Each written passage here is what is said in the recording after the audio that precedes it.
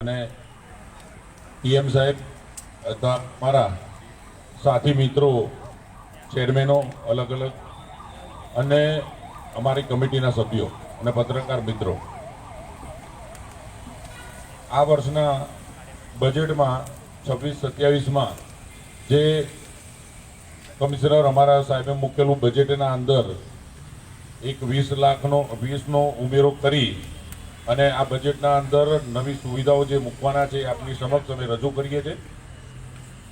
અત્યાર સુધી બસો 800ની આજુબાજુમાં જે બસો ચાલતી હતી એની લગભગ ડબલ બસો કરી અને 1600ની આજુબાજુમાં બસો કરવાના છીએ। એ પ્રમાણે એની અંદરની સુવિધામાં ઉમેરો કરીએ છીએ। એમાં 15માં નાણાં પંચની ગ્રાન્ટમાંથી 9 કરોડની ડબલ ડેકર 4 નવી બસો અમે લેવાના છીએ।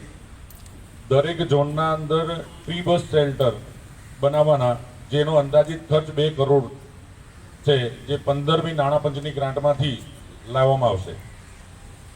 સ્ટાફ બિહેવિયર ટ્રેનિંગ એક એવું ચાલુ કરવાના છે જેનાથી કે સ્ટાફનું અને જે ડ્રાઈવર કંડક્ટરોના બિહેવિયર લોકો સાથે કેવા રહે એની ટ્રેનિંગ ચાલુ કરવાના છે।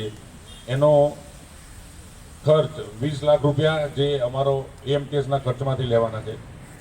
જમાલપુર ડેપોનું જે જૂનું બિલ્ડિંગ છે જ્યાં દર વખતે આપણે આ કરતા હતા આપણે એ જર્જરિત હોવાથી એને ત્યાં ખસેડી અને નવું બિલ્ડિંગ બનાવવાનું એનું એક આયોજન કરેલું છે।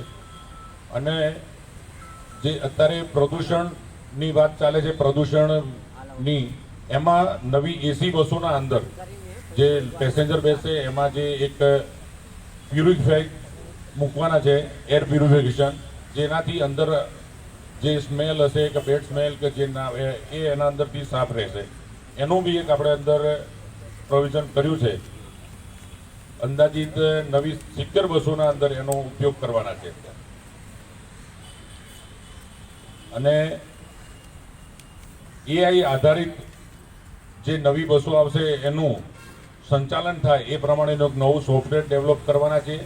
અને એના આધારે એના અંદર 3 કરોડનો ખર્ચ થશે એ બી કર્યું। એમ ટોટલ અત્યાર સુધીમાં જે ખર્ચ કરેલો હતો એમણે જે બજેટ મૂક્યું હતું એ 991 હતું, એમાં ઉમેરો કરી અને 1011નું આપણે આ બજેટ મૂકીએ છીએ। અને એના અંદર ટોટલ 20નું વધારે કરી અને 15મી નાણાં પંચના અંદરથી 17 કરોડ મળવાના અને સ્વર્ણિમ જયંતિ મુખ્યમંત્રી વિકાસ યોજનાની ગ્રાન્ટમાંથી 3 કરોડ મળશે। એમ ટોટલ 20નો સુધારો કરીએ છીએ અને આ ટોટલ બજેટ 1011 કરોડનું મૂકવામાં આવે છે।